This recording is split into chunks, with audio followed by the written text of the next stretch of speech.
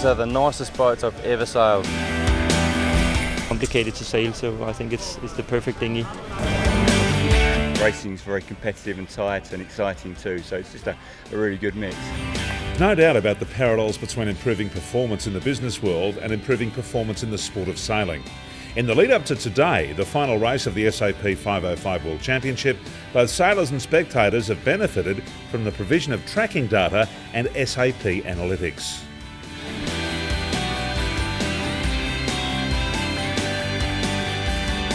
Great example yesterday was Wolfgang was quite deep in the fleet, and if you look at the track and the analysis on the SAP software, he was sailing significantly higher than everyone else yesterday, between 5 to 8 degrees, and you know, it was noticeable on the track. But to be able to come back in and verify that against the software, you know, absolutely says to everyone we've got a lot of work to do if we're going to be catching Wolfgang Hunger next year. In Adelaide, I'll go through every race, and look, my brother's back in Adelaide. He's been watching it. He's supposed to be doing work, family business. It's not he's watching that, but that's fair enough. So he's more or less been telling me where I've stuffed up and all that. So it's been good in some ways and bad in others. Oh, definitely. Everyone's exactly. a sailor. Yeah. Anyone they're all better sailors that are back there. Anyone with a keyboard anywhere in the world, thanks to SAP, right, is now on the tiller with you. Perfect. The armchair admirals. There's millions of them. Throughout this 2011 SAP 5O5 World Championship, we've had weather impact the number of races, gear breakages and other scenarios that play out when the wind really starts to blow. But throughout it all, it's been interesting to note that the sailors at the top of their game always rise to the occasion. The ability to adapt to the conditions, collaborate seamlessly as a crew, make split decisions and operate efficiently while maximising all opportunities has been consistent when you look at the top 10 going into this last day of racing. Well, it's going to be a really interesting day. I mean, there's probably 3 scenarios that can happen today. It's Wolfgang Hunger, the current world champion, and Julian Klein. They're obviously in the box seat at the moment. And then you've got Carl Smith and Mike Holt sitting right behind them. So, you know, they're only 3 points behind, I think it is. That's going to be really, really close. So what basically could happen there is, you know, I probably see the Americans trying to sail the Germans back through the fleet to their worst drop, which is a 15th. You know, that's probably going to be one tactic going to have to be looked at today. But in saying that, at the same time, Sandy Higgins and Paul Marsh are still in it. So, you know, if those guys employ that tactic and Sandy finishes in the front few, then you know, he could end up world champion. So it's going to be a really exciting day. I think it's going to be quite a close one actually. It's going to be an interesting day out there. Who would I put my money on? What would your strategy be, shall I say? If you were Mike Holt, would you sail Wolfgang back through the pack and then not worry about Sandy Higgins? I mean, how does it all... I suppose what Holt has got to do is look at where Sandy is going to have with the first beat really, and if he's got a chance of winning then he's got to maybe change his strategy. So yeah, it'll be interesting certainly.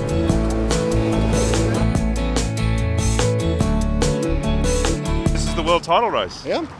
Good luck. Yeah, thank you very much.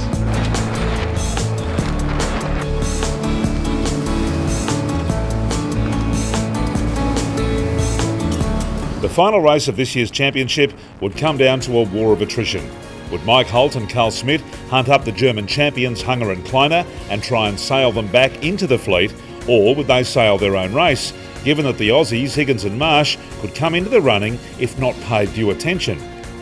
Good morning, ladies and gentlemen. Welcome to the 2011 SAP 5O5 World Championship. We've arrived at the final day of competition here at beautiful Hamilton Island, Queensland, Australia, where the track looks absolutely perfect for sailing today. To see the Pathfinder coming into view, he's now rounding that pin mark.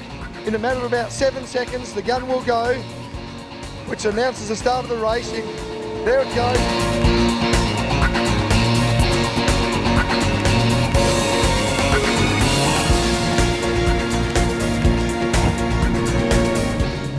Race 7, the final in the championship, got underway in a blustery easterly breeze, which had plenty of shift in it and spread the fleet out across a few nautical miles.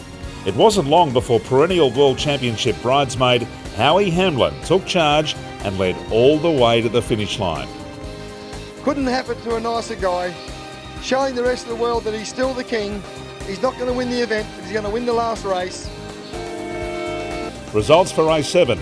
Hamlin and Zinn, USA, 8.762 crossed first, followed by the fast Danes, Sorgman and Ramsbeck, Denmark 8.964. In third place, Malloy and Turner, Great Britain, 9.056.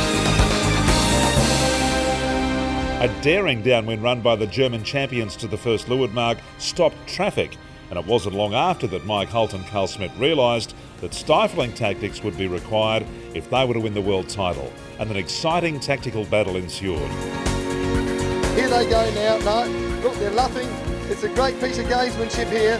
They're chasing each other around. Look at that, they're jibing. They're not going to the finishing line, they're jibing away. This is unbelievable. This is unbelievable. While the stalling tactics worked to a degree, Hunger and Kleiner were able to cross the line in front of Holt and Smith, 6th and 7th respectively, to take out the championship. Hunger's 5th.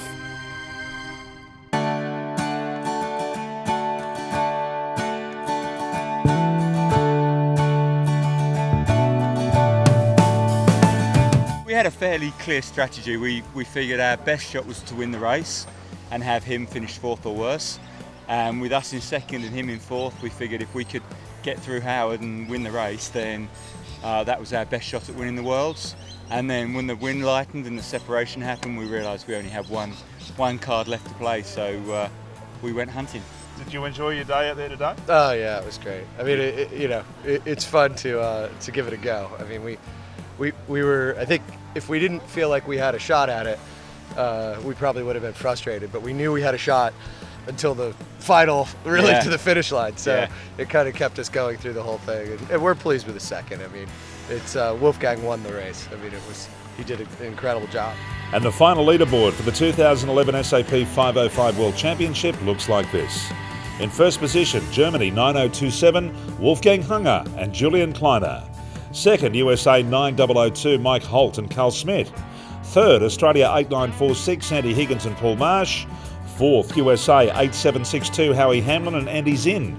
And in fifth place, from Great Britain 9056, Luke Malloy and Jim Turner. You know, if you have done worked so hard, you're really exhausted, and then you're always you are always pointing on this success, and then it's just you got it. You know, you then can't make a jump because it's You're like relieved. really Yeah, Relieved. right experience. Congratulations, world champion. Thank you very much. Cheers. Cheers.